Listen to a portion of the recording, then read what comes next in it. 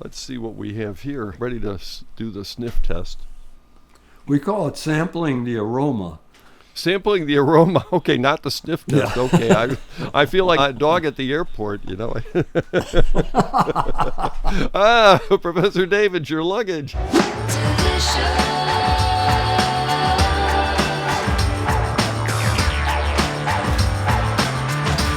Actually, you and I are probably two of the best smelling passengers because I don't know about you, I always have coffee samples. Well, this is a very poised, balanced cup, isn't it? Yeah. Low toned, but has good resonance and depth. Yeah, very and different. Great balance. Yeah, it's got just a little of everything, I think, we've gone through today that we like. Yeah, I'm getting some, like, clover flowers, kind of very delicate flower. Yeah, and then there's something underneath it, caramel. Yeah, there's a lot of, what did you call? Caramel, I got underneath caramel, it. Yeah. Yeah, definitely. Just nice. A very clear and pleasing caramel. I might go pistachio on this one. Yeah, I think it's got much more pronounced, yeah. There's a lot of stuff going on. I'm having trouble getting my recollections wrapped around here. Yeah, pulling each one out. Because it's very closely knit, layered aromatics, but there's a lot going on. Yeah, they're sure working together. Now I got onto that fresh leather thing. I'm getting... Yes, and this is the non-vegan leather. Right. Certainly I'm getting spice of some kind. I got on the white peppercorn, I might call that herbs. Parsley, just a plain old parsley. Parsley's nice. Parsley is really nice. Yeah.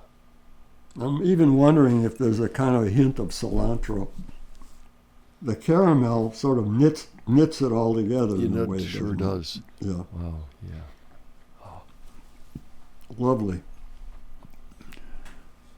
Are you tasting? You ready to give the cup a go?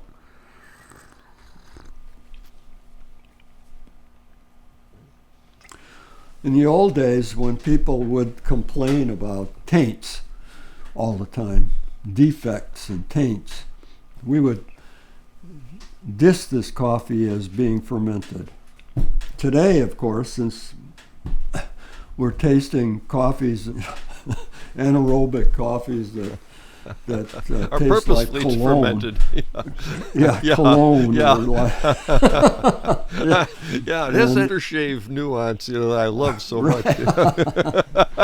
So I think we can't get down on it, that's for sure.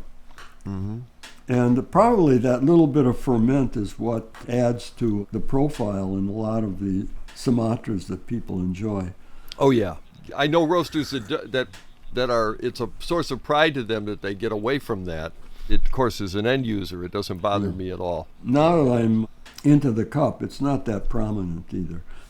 You know, if this is the full range of a profile, I think this one is like this, very dense with a lot going on. It's a satisfying. Yeah. Certainly, you could call it balanced. It's a Sumatra. I mean, there's. You could call it deep. Deep. Has good resonance. Rich would be another word, the generic kind of word that people apply to some. And this one is definitely rich. It's rich, I think. Yeah.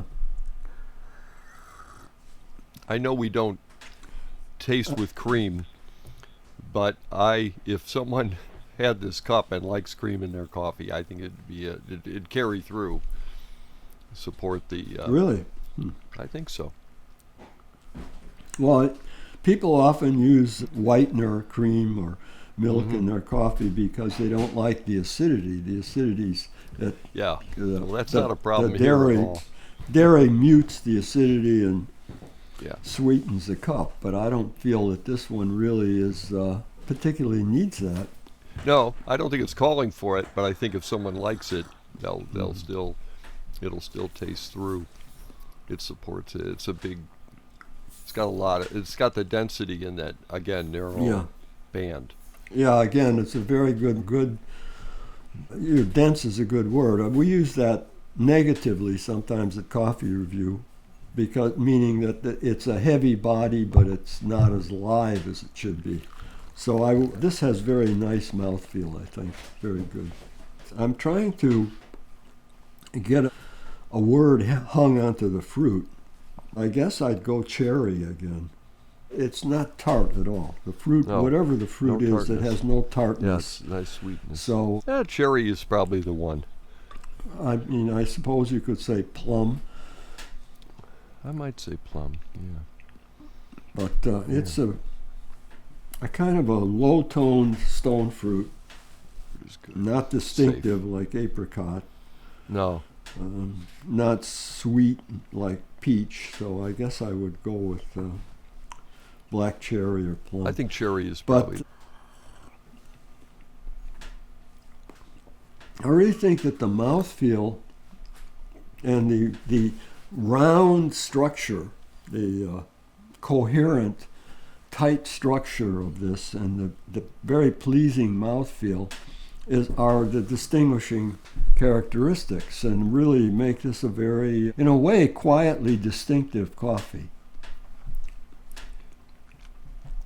I really can see some people who buy Sumatras because they like to drink coffee black, but they don't like bright or assertive profiles, who'd really love this coffee. Is their cup? Yeah, this is very good for them. And it has the finish is very nice. It sort of gathers nuance as you keep drinking the coffee, right? Yeah, this is really low bitterness. I mean, Yeah, very low bitterness, low acidity, but there's enough of that. There's enough brightness to keep it vibrant. Notice that the finish doesn't last very long. I remember in A, for example, the finish just kept ringing, and here it just, I mean, it doesn't, not unpleasant, but it just sort of stops at a certain point. Okay, are we ready for a reveal? Yeah, on a processing method, I'm going to go for wet hold again. Oh well, it says right here we go. Dennis, go for here. What do I want? A little more this way? Oh, how about this way? Yeah, I'm sorry, I had it right. Well, it's ACEH, but that doesn't say anything about the processing method. I think it says wet hold. This robust wet hold coffee excites with blackberry and green raisin sweetness. Yeah, blackberry's a good call. I don't know why we didn't think of it. I couldn't think of what it was I had exactly. It's close, but and gently tart acidity, balancing the earthy, herbaceous, and savory notes common to the region. Common to the processing method, Guy, not the region. But it's a good description, I think. It glamorizes it in a persuasive and genuine way. Kim Westerman, who does a lot of our reviewing, colleague of Jason and mine, and actually managing editor at Coffee Review, she uses herbaceous constantly. It used to drive me crazy, but I just sort of accept it now. Because it's a favorite wine word. If you read wine descriptions, you'll run into herbaceous. Herbaceous. It's sort of like calling stone fruit. You know, it sort of gives you a lot of cover on what the herb is, right? Well, but Rich is also from the earliest days. I remember seeing Rich on every can of coffee.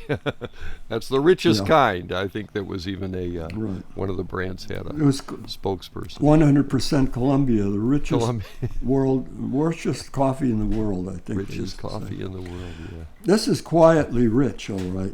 Yeah, it is. And I think nice. In this case, herbaceous is probably good. It has some herbal character, but nothing, sweet herb, but nothing dominates. Could be bodacious if it was, but it's not big enough to be bodacious. It's I won't respond to that. A very nice, quiet, balanced, wet hold coffee. It's again what I'd call the contemporary or updated, refined wet hulled coffee. Right. Yeah. I'm wondering if we go back to the nose. Mm-hmm. Can we get petrichor? Petrichor. What is petrichor? What is that? No, I told you what petrichor. Well, tell me again, because I've got a mine like a sieve. Petrichor is a word for the odor of earth. That's Yes. been- Right out. that It in gets the, wet. been heated in the sun, and then you get the rain. And if it's a Yes. heavy rain, you get the petrichor is very yeah. brief. But if it's a light It's got rain, Yeah. it goes on and on and on. Yeah. So very spring-like to me. I associate it with spring. I'm sure it happens all times of year, except the dead of winter. And but even So it's here. a subtle kind of earth-related note, where perception stops and conjecture or projection starts is a hard line to define in coffee aromas. I could find some petrichor in it. You've got me imagining it, if nothing else, too. Please like and subscribe if you want to see more shows like this.